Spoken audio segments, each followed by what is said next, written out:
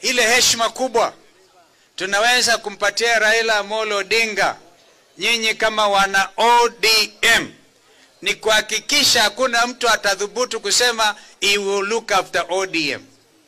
Nilisikia hiyo nikashangaa kabisa.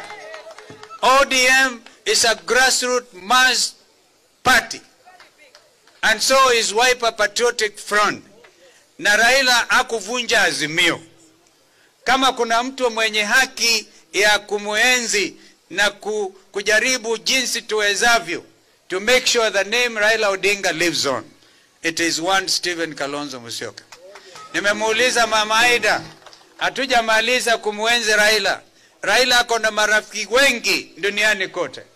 With the permission ametupatia, we are going to have a week-long event in Nairobi to celebrate Raila Amolo Odinga at an appropriate time.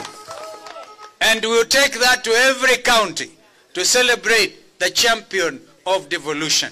Kwa hivyo wana ODM, kumbukeni mimi niko, kama kuna mtu ambaye mnaweza kushirikiana na yeye, sio hawa.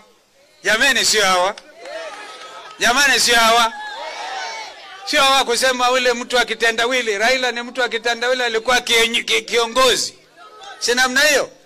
Amewafanyia basi kitendawili, amekuwa mashujaa, shujaa zaidi wakati amelala. May God rest his soul in eternal peace.